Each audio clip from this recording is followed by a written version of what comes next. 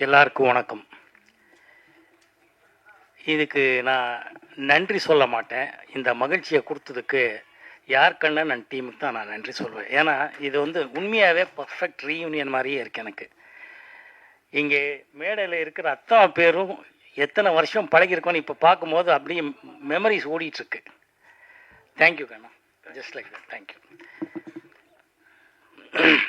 இதுக்கு முன்னாடி செல்வமணி சாரும் தானு சாரும் ஒரு மேட்ரு பேசினார். அது கம்பீரமான விஷயங்கிறதுனால அதை பற்றி ஒரு நிமிஷம் பேசிடுறேன். இப்போது செல்வமணி சார் சொன்ன விஷயம் என்னன்னா, இந்த டைரக்டரோட லெட்டருங்கிறது மலையாளம் படம் ப்ரொடியூஸ் பண்ண எனக்கு தெரியும், அங்கே இது யூனியனில் இருக்குது சார்.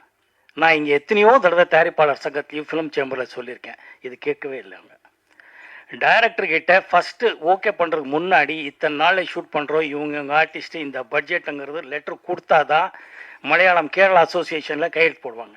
நான் படம் ப்ரொடியூஸ் பண்ணுவேன், பிருத்திவிராஜ் ஹீரோவை வச்சு படம் பண்ணியிருக்கேன், எனக்கு நல்லா தெரியும். அதை முதல்ல சொன்னேன். நிறைய விஷயங்கள் இருக்குது, எல்லாம் அறிஞ்சவர் அவங்க பேசிக்கிட்டோம். பட் இது உண்மை, இது கரெக்டாக இந்த மாதிரி பேசிக்கிட்டால் சினிமா நல்லா இருக்கும். சினிமா நல்லா இல்லாததுக்கு காரணம் நம்ம தான், சினிமா இல்லை, அது உண்மை. எனவே நன்றி. மகேந்திரன் சார் பற்றி சொல்லணும்னா, நெஞ்சத்தை கீழாத எங்கள் எல்லாருடைய நெஞ்சத்தை கீழினவர் மகேந்திரன் சார். பிரமாதமான இயக்குனர், எக்ஸ்ட்ரானரி எழுத்து ஆளுமை இருக்கிறவர். அவர் ஏன் அவ்வளோ ஸ்பெஷல், அவரை எழுத்து பற்றியும் படத்தை பற்றி பேசுகிறோன்னா, எந்த விதமான சப்ஜெக்டாக இருந்தாலும் பொதுவாக டைரக்டர்ஸ் பார்த்தீங்கன்னா ஒரு கைண்ட் ஆஃப் ஃபிலிம்ஸ்லேயே தே ஆர் ஸ்பெஷலைஸ்டாக இருப்பாங்க, ரைட்டர்ஸாக இருப்பாங்க. ஆனால் மகேந்திரன் சார் பொறுத்தவரை ஒரு நான் மூவருங்கிற ஒரு படமாகட்டும், மோகம் 30 வருஷமாகட்டும், தங்கப்பதக்கமாகட்டும், உதிரி பூக்கள் ஆகட்டும், பூட்டாத பூட்டுக்கள் ஆகட்டும், ஜானி ஆகட்டும், இந்த மாதிரி எத்தனையோ படங்கள் சொல்லலாம்.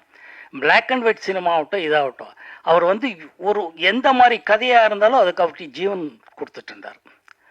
அதுக்கெல்லாம் சாந்தகமாக இருந்து தான் நமக்கு உதிரி பூக்கள் மாதிரி ஒரு மிகப்பெரிய காவியத்தை கொடுத்தவர். It's ever lasting cult film in Indian screen. அந்த மாதிரி ஒரு நல்ல படம் வர்றதுக்கு ரொம்ப ரொம்ப ரொம்ப ரேரஸ்ட் ஆஃப் ரேர். நான் நல்ல டைரக்டரோட ஒர்க் பண்ணியிருக்கேன், பட் இருந்தாலும் சொல்கிறேன். அவரோட கேரக்டரேஷன் தான், அவரோட அந்த ஆளுமை எங்கே வருதுன்னா, அவரோட ஹீரோவோட கேரக்டரேஷன் எழுதுறதுல தான் இருக்கும். உதாரணத்துக்கு பார்த்தீங்கன்னா, உதிரி பூக்களில் விஜயன் சாரோட கேரக்டரேஷன் ஆகட்டும், அஸ்வினி அம்மா கேரக்டரேஷன் ஆகட்டும், பூட்டாதா பூட்டுக்கள் ஜெயந்தி அவர்கள் கேரக்டரேஷன் ஆகட்டும், ஏன் ஜானி படத்தில் பார்த்துங்க ரஜினி சாரோட அவரை எவ்வளோ வித்தியாசமாக காட்டிருப்பாருங்கிறது ஜானி படம் பார்த்தவங்களுக்கு உங்கள் எல்லாருக்கும் தெரியும். ஒவ்வொரு விஷயத்துலேயும் அவர் அந்த கேரக்டரேஷன் வச்சியே சீன்ஸ் எழுதுறதாகட்டும், அதை நெஞ்ச தொடுற மாதிரி சிம்பிளாக ரொம்ப யோசனை பண்ணி ரொம்ப சிம்பிளாக எழுதி அது நெஞ்ச தொடுற மாதிரி செய்யக்கூடிய ஒரே டைரக்டர் அவர் தான்.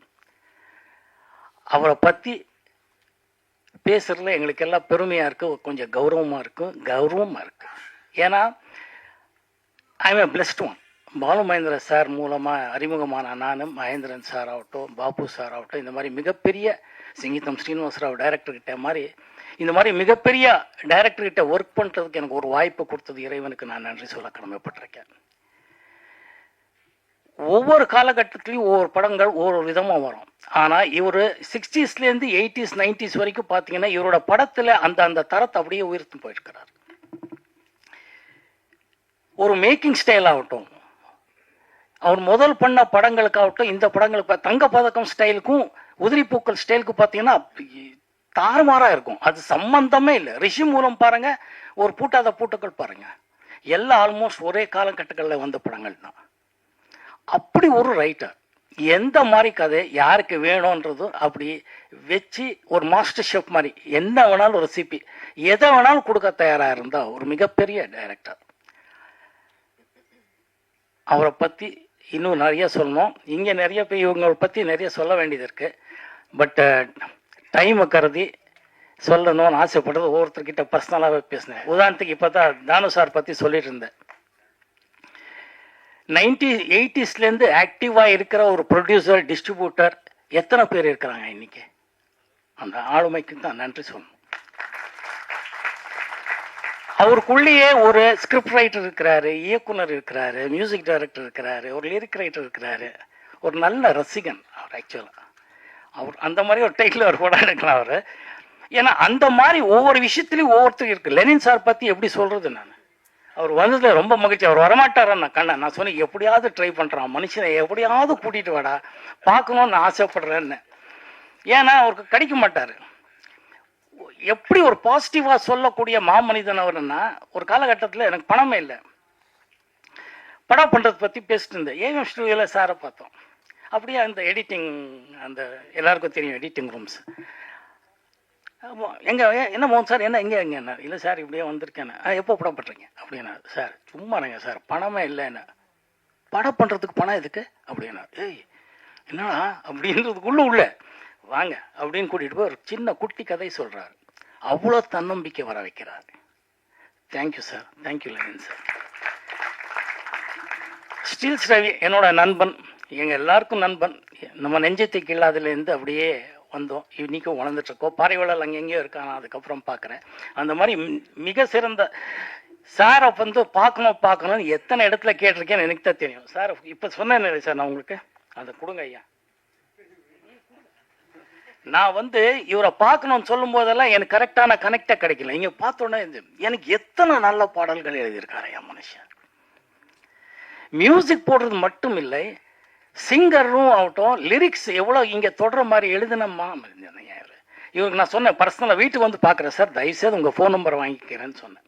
அந்த மாதிரி தான் ஒவ்வொருத்தருக்கிட்ட, நம்ம கண்ணாசன் பையன் ஒவ்வொருத்தர்கிட்ட, ராம்ஜி எத்தனை பேரை நான் சொல்ல முடியும் எங்கே. ஆனால் அதனால் அவங்கக்கிட்ட பர்சனலாக 2 நிமிஷம் பேசிடுறேன். எல்லாருக்கும் நன்றி நன்றி நன்றி.